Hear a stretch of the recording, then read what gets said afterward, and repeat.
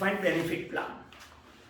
Defined benefit plan are retirement benefit plan like gratuity, pension that define an amount of benefit to be provided. जो future में employees को ग्रेजुइटी, PF वो जो payment करना है उसका अभी से कंट्रीब्यूशन करना है, प्रोविजन करना है, लेकिन वो प्रोविजन के लिए कौन से फैक्टर्स कंसीडर करना है?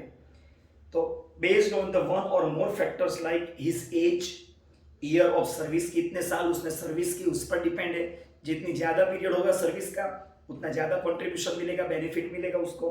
और सैलरी अमाउंट, अगर अमाउंट सैलरी की आपकी कम हो तो आपका कंट्रीब्यूशन कम मिलेगा, अगर सैलरी आपकी ज़्यादा है तो आपको कंट्रीब्यूशन ज़्यादा मिलेगा, बेनिफिट ज़्यादा मिलेगा।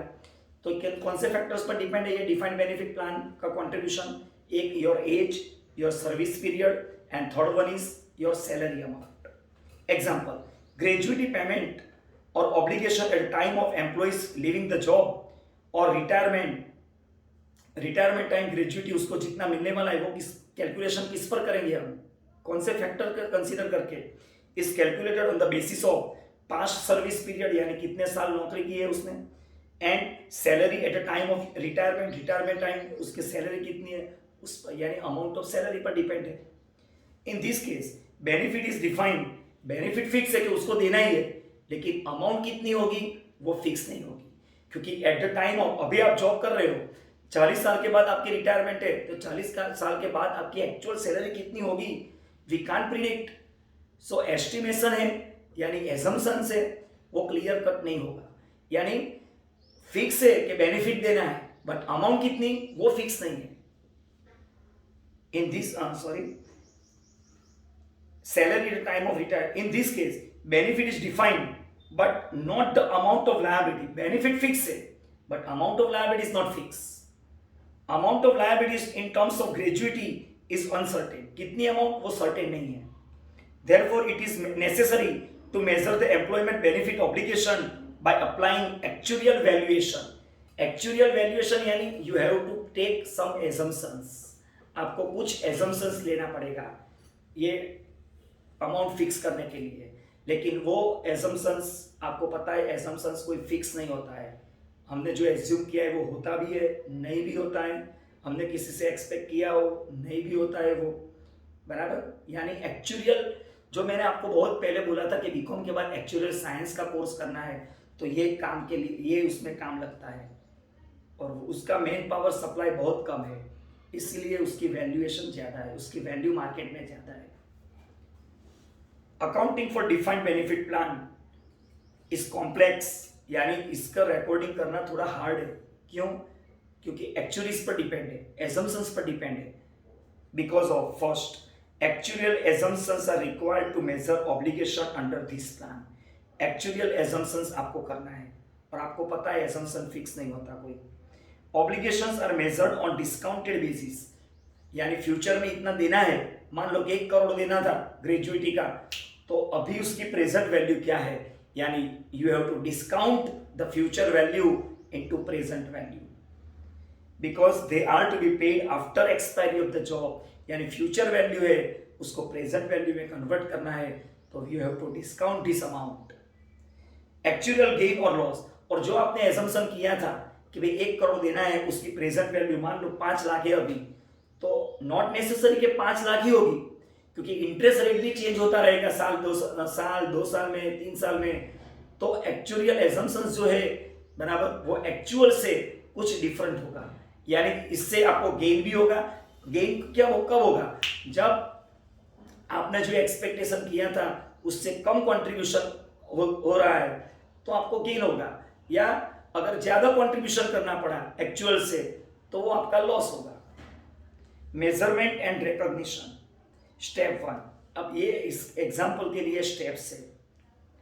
Using actuarial techniques to measure amount of benefits, actuarial techniques use करना है बेनिफिट की अमाउंट मेजर करने के लिए, that employ has earn for their current and past period service, यानी प्रायर पीरियड सर्विस, यानी अभी तक आपने जो सर्विस की है current year as well as past, उसका टोटल बेनिफिट्स आपका कितना होगा, उसके लिए एक्चुरियल टेक्निक्स यूज करनी है। Second, use the projected unit credit method, यानी इतने साल आपने जॉब किया तो आपके अकाउंट में कितना क्रेडिट करना है, वो एक क्रेडिट यूनिट कहते हैं उसको, तो वो मेथड का नाम है use the projected unit credit method to measure its obligation and cost. Third, use of actual assumptions. अब एजम्पशंस यूज करना है about the different factors, like एक तो एम्प्लॉइज टर्नओवर, यानी आपके कितने एम्प्लॉइज चले गए, कितने एम्प्लॉइज रिप्लेस किए, यानी एम्प्लॉइज टर्नओवर का एजम्पशन करना है पास्ट एक्सपीरियंस के आधार पे। And future increase in salary, future में इन लोगों की सैलरी कितनी राइज होगी, सैलरी में कितना हाइक होगा। And change in the medical cost, आपको पता है मेडिकल कॉस्ट में डे बाय डे इंक्रीमेंट ही होता है, तो कितना इंक्रीज होगा, किसी को प्रिडिक्शन नहीं था 2 साल पहले कि इतना मेडिकल कॉस्ट बढ़ जाएगा, बराबर, लेकिन हो गया। तो इसकी वजह से एजम्पशन से ही है, यानी एजम्पशन से अप डाउन तो होता ही रहेगा। And based on the market expectation at a balance sheet date, balance sheet के दिन ये सब आपको ध्यान रखना है, उसके बाद आपको एक्चुअल एजम्पशंस यूज करना है। Fourth, determine the discount, future value को प्रेजेंट वैल्यू में कन्वर्ट करना है, तो उसके लिए जो डिस्काउंट रेट डिसाइड करना है वो डिस्काउंट रेट आप डिसाइड करो। Determine the discount rate by reference to market, ये अभी मार्केट में रेट कितना चल रहा है इंटरेस्ट का, उसके आधार से आपको डिस्काउंटिंग रेट डिटरमाइन करना है।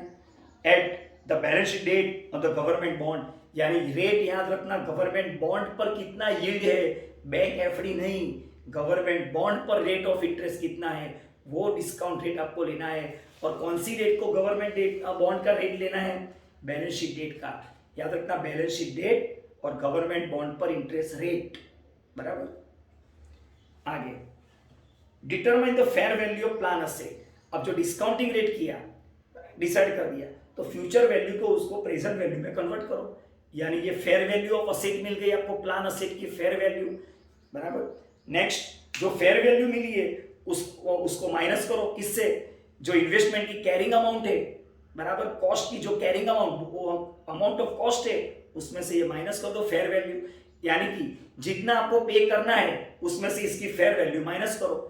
अगर आपको पे करना है 1 लाख और प्लान असेट की फेयर वैल्यू आई है 80,000, यानी कि पेमेंट आपको ज्यादा करना था 1 लाख, लेकिन एसेट की वैल्यू सिर्फ 80,000 आई, मींस एक्चुअल लॉस हुआ 20,000। Deduct the fair value of plan asset from the carrying amount of obligation.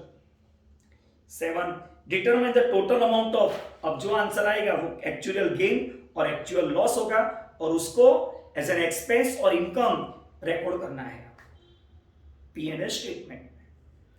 Change to profit and loss account, charge to profit and loss, profit and loss में charge कितना करना है, तो total points है 7, लेकिन हमारे syllabus में सिर्फ 1, 3 और 5 है, 3 पॉइंट ही एक्सप्लेन करना है। Net total of the following amount should be charge to P&L as a cost of defined benefit plan, net amount आपको डिफाइंड बेनिफिट प्लान की कॉस्ट के हिसाब से P&L में रिकॉर्ड करना है। तो पहला पॉइंट है current service cost. Current service cost यानी आपने करंट ईयर में जॉब की है, पास्ट ईयर्स में भी जॉब की है, तो टोटल इतने साल जॉब की है, तो उसका टोटल आपको कितना एंटाइटलमेंट है, बेनिफिट कितना मिलने वाला है, वो करंट सर्विस कॉस्ट है। Current service cost is increase in the present value of the defined benefit obligation resulting from employee service in the current period, and it may be influenced by many factors, यानी ये current service cost कौन से factors पर depend, तो कितना period आपने job की है वो, प्लस रेजिग्नेशन, फाइनल सैलरी आपकी कितनी होगी रिटायरमेंट के टाइम, दूसरी रेजिग्नेशन, कितने एम्प्लॉइज रिजाइन करके चले गए, यानी लेबर टर्नओवर पर डिपेंड है ये, मेडिकल कॉस्ट कितनी इंक्रीज हो गई है, और मोर्टालिटी रेट, मोर्टालिटी यानी डेथ रेट, कितने एम्प्लॉइज की डेथ हो गई है, ये सब फैक्टर्स आपको कंसीडर करना है डिफाइंड बेनिफिट प्लान रिकॉर्ड करने के लिए। All this uncertainty likely to exist over a long period of time, और ये सब अनसर्टेनिटी तो होगी, वो एग्जिस्ट रहेगी लॉन्ग पीरियड में।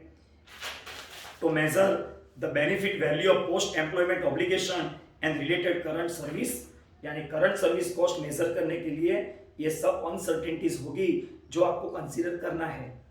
For the purpose it become necessary, और इसके लिए आपको एक्चुअल एजम्पशंस करना है, एक्चुअल वैल्यूएशन मेथड यूज करनी है, ने attribute the benefit to the period of service, जो भी आपने बेनिफिट डिसाइड किया कि इतना बेनिफिट होगा वो उसके सर्विस पीरियड में डिवाइड कर दो कंट्रीब्यूशन के लिए।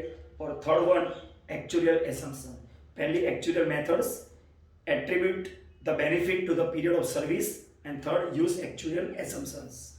Expected return on the plan asset, इसमें मैंने थियरी तो आपको मैं फोटो भेजूंगा ही, लेकिन वो पेज में बाजू में मैंने शॉर्ट में सब लिखा है, पेंसिल से लिखा था, बराबर, तो वो खास पढ़ लेना पैराग्राफ पढ़ने से पहले। Return on the plan asset is, plan asset जहां पर हमने इन्वेस्ट किया है उस पर रिटर्न कौन सा मिलेगा, या तो इंटरेस्ट मिलेगा या तो डिविडेंड मिलेगा, और other revenue derived from the plan asset together with realise और अनरियलाइज गेन और loss on plan asset less admin expense और टैक्स ऑन रिटर्न, यानी इंटरेस्ट मिलेगा, डिविडेंड मिलेगा, अदर रिटर्न मिलेगा, उसमें से कोई खर्चा हुआ होगा, एडमिनिस्ट्रेशन एक्सपेंस, जो रिटर्न मिला उस पर इनकम टैक्स पे करना है, ये दोनों माइनस कर दो, बराबर। तो जो आंसर आएगा वो नेट गेन मिलेगा, नेट गेन। अब the difference between expected return on the plan asset and the actual return, plan expected return on plan asset और actual return on plan asset, दोनों का जो डिफरेंस आएगा वो आइदर गेन और loss होगा, इज एन एक्चुअल गेन और loss. Actual return on plan asset is difference, actual return कैसे मिलेगा, तो difference between opening fair value of plan asset and closing fair value of plan asset. Opening fair value and closing fair value of asset, उसका जो difference आएगा वो actual return on plan asset मिलेगा, समझना। इसलिए मैंने साइड पर लिखा है एक्चुअल गेन और लॉस, यानी कि sorry, actual return is equal to opening fair value and closing fair value, दोनों का डिफरेंस।